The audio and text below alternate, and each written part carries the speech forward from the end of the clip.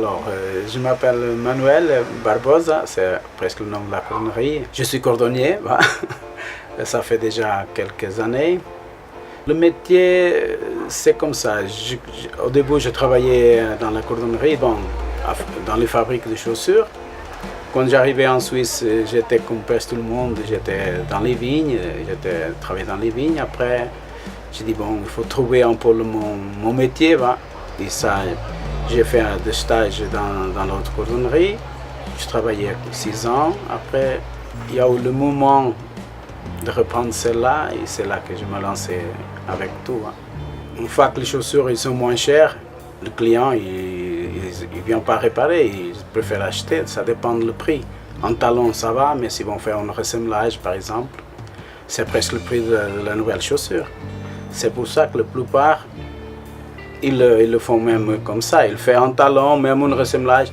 Mais si c'est des bonnes chaussures, oui, si c'est des chaussures à 40, 50, 60 francs, ils vont réfléchir s'ils font leur ressemblage ou pas. Ce que je dis toujours, si vous êtes bien dans les chaussures, surtout si c'est des chaussures en cuir, il faut le faire réparer.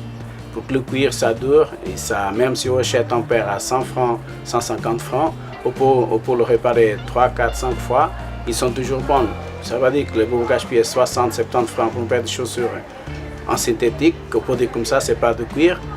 Et après, fin de 1, 2, 3 mois, vous le jetez, vous achetez un autre, vous êtes perdant de toute façon.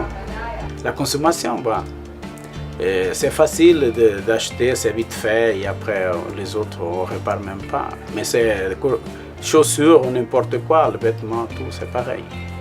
Aujourd'hui, il y a la facilité qu'ils ont à trouver des choses pas chères, voilà, ils font comme ça. Si on travaille bien, toujours bien, on peut dire comme ça, je crois que ça n'a pas de risque. Mais ça se voit que de mois en mois, ils font de petits talons, vous comprenez, des choses faciles. Le plus difficile, ils ne font plus.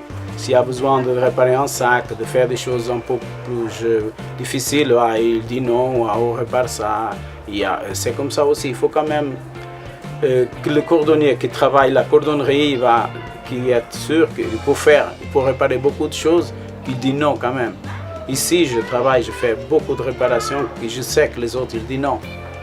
J'ai la concurrence, il dit non, après il vient là. Là, je répare beaucoup de sacs, de ceintures, porte-monnaie, n'importe quoi. On fait tout ce que c'est cordonnerie, marquinerie, on répare.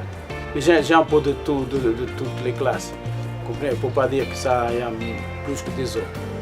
Mais surtout les personnes employées, là oui, je peux vous dire qu'elles réparent plus que les gens. Ils sont attachés à un paire de chaussures, et ils le réparent. Vous comprenez? Si vous voulez un exemple, pour chercher un que je suis en train de faire, il a pas mal d'années, il veut le réparer encore.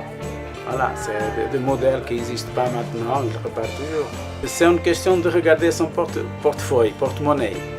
Avant de jeter et d'acheter une nouvelle paire, pourquoi pas demander si on peut faire quelque chose, si on peut le réparer, combien ça coûte? C'est simple. Et après, par rapport au prix, il y a la chaussure, le conseil qu'on donne, et après il peut choisir. S'il reste avec le même, aussi s'il achète un autre.